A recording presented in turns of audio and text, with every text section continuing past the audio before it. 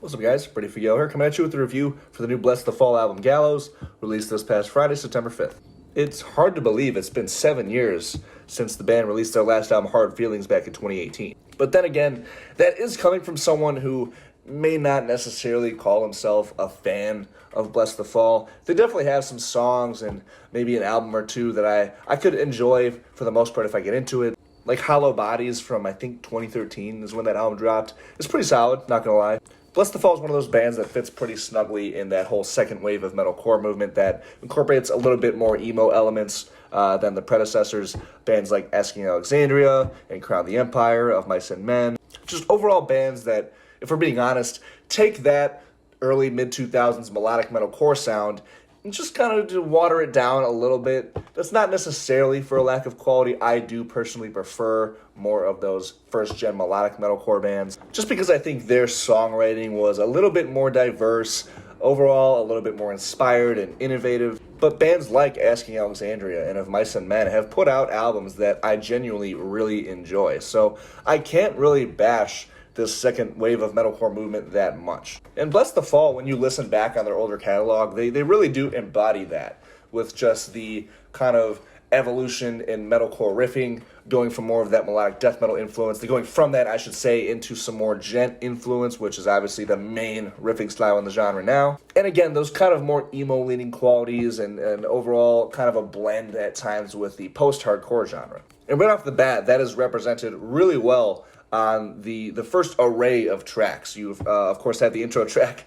fittingly called Mallcore, which I can't help but crack up at a little bit. And that song has exactly all of the staples that make up that kind of genre. It's got that chaotic, frenzy-filled main riff over those kind of frantic-sounding drums. You got the fairly straightforward gent riffing in the verses that really don't waste any time before launching into that chorus, which again is a lot more inspired by post-hardcore bands more than anything. This song is honestly somewhat what I expected from this record, but at the same time, it does feel like somewhat of a fresh and somewhat outside-of-the-box take on it, just in the song structure, how it essentially skips a second verse and chorus and gets right into the breakdown before that final chorus, and you get that last extension of the chorus where there's the key change. There's also that last second tempo change. I think this song is actually a pretty good execution of that sound, which is especially saying something considering that a lot of the bands of this ilk tend to just fall into the generic category nowadays. This is a song that I think dodges that for the most part. And the same goes for Wake the Dead. It's got a really bouncy main riff with this pounding snare drum under it. It again kind of has that similar idea where that quick verse just kind of slams right into the chorus and doesn't really waste any time. The chorus itself is also super catchy. That second verse breakdown, if you will, has these cool, like, droning qualities to it that I enjoy. And my favorite song on this whole album is track 3, Venom. This song, more than any other track on here, pretty much nails exactly what I want to hear from a band like Blessthefall. The main riff itself embraces a bit more groove and a bit more catchiness as opposed to just trying to sound genty and techy and kind of having that microwaved progginess to it, if you will, which a lot of modern metalcore bands shoot for. The verses are really, really aggressive, and the chorus in this song I thought was the perfect fit for the surrounding music, which will be a criticism that I will have. This song, however, dodges that pretty well. The chorus sounds a lot more dramatic, it's a bit darker, and the whole song has a really urgent, energy-pushing feel to it, which I really enjoy. And there's also that kind of spacey, atmospheric second verse, which really caught me off guard and kind of is one of those moments in a heavier song that dials down the overall aggression, but never really quite kills it off. Like, when it launches back into the music, it still feels natural. It doesn't feel like the energy is lacking due to the song getting more quiet. And track 4 is another track I enjoy on here, Somebody Else, featuring Caskets, who I'm honestly not familiar with. The intro gave me immediate Linkin Park vibes, and it's kind of electronic backdrop. This is a song that is a bit different on the album at this point because it goes from more of that straightforward post-hardcore feel and doesn't really have a whole lot of metal influence. Even the breakdown later in the song is a bit more straightforward and focuses a bit less on being mean and aggressive and just kind of ups the dynamics of the song. I think that would be a good way of putting it. Again, there's another really catchy chorus, and 4 songs into this album, I was definitely fucking with it a lot more than I thought I would. Unfortunately, the album kind of falls apart for me once we get to track 5, Drag Me Under. This is a song that I found to be maybe the most generic track on here. It's pretty much just nonstop gent riffs that are just piled on top of each other with this somewhat lackluster and boring chorus just thrown in there. Same with YSAB later in the album, which it stands for You're Still a Bitch. Couldn't help but cringe at that, just like a little bit. But even aside from that, again, the riffing in this song doesn't really have a whole lot of personality to it. It's a lot more generic compared to the brighter moments on here. The chorus on that song is decent, at least, but it doesn't really pick up the momentum a whole lot. And same goes for the title track, which might be the most filler-esque song on here, which is especially disappointing considering this is the song that the album was named after. You'd think it would be one of the more memorable ones. But it's the same kind of issues here. Really forgettable riffing, again, a lackluster chorus, which is maybe the biggest deal breaker for a song like this, because a lot of the tracks on here do feel like they're kind of centered around these really lively post-hardcore influenced choruses. And when they don't hit hard, it really causes the song to just kind of flatline, and it never quite feels the same after. It's the complete opposite of what I said earlier about Venom, how it's got that quiet part and it really seamlessly flows back into the more lively, full parts. Case in point, the track Light the Flame is overall a song that I'm not really into, if I'm being honest. Lyrically, this whole Set the World on Fire thing is one of the most played out lyrical themes in rock and metal nowadays. It's got some kind of awkward sounding pop influence. It's got the whoa-whoa vocals. It's overall forgettable in its guitars and its melodies as a whole. It sounds a little bit too hard.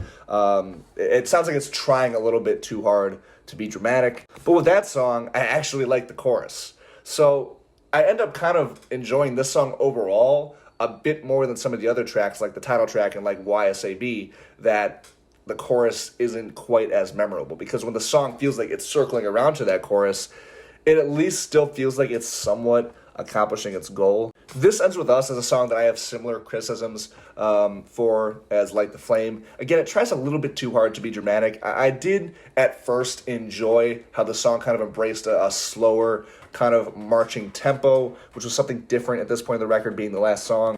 But again, it's got some whoa-whoa vocals that frankly don't really add anything, and they sound a little cheap.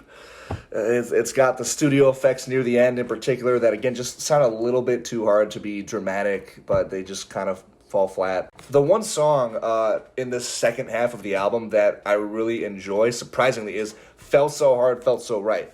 Based on the title, I thought I was going to cringe at it a little bit, not going to lie. But this song actually has some of the most creative moments on the record, both instrumentally, musically, and lyrically. Because lyrically, this song is actually representing some pretty passionate and inspiring ideas about saving a dying relationship, essentially. And some musical elements, like how the bass really shines and punches through that second verse, those colorful guitar licks that ring throughout the chorus. One of my favorite riffs on the album, maybe my favorite riff on the album, comes in right at the bridge.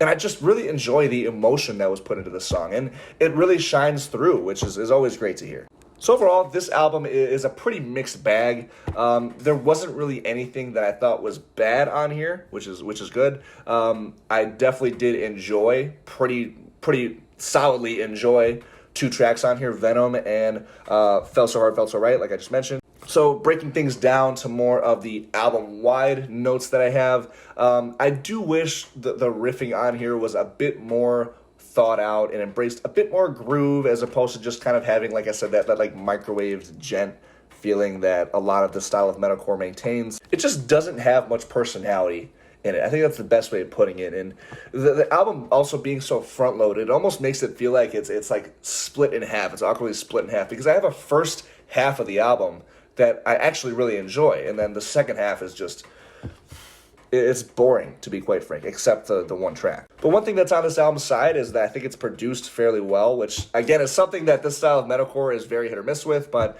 the drums in particular sound really, really crisp, especially the snare drum. The guitar tone, although it isn't super, crunchy and in your face, it does still have just this meanness to it and this dryness to it that I enjoy. And I enjoyed the performances on here for the most part, especially the vocal performances. The harsh vocals sound angry and menacing, and the clean vocals, especially in those post-hard chorus sections like I mentioned, they really do soar which is probably the best compliment I can give them, even if I'm not really big on some of these choruses.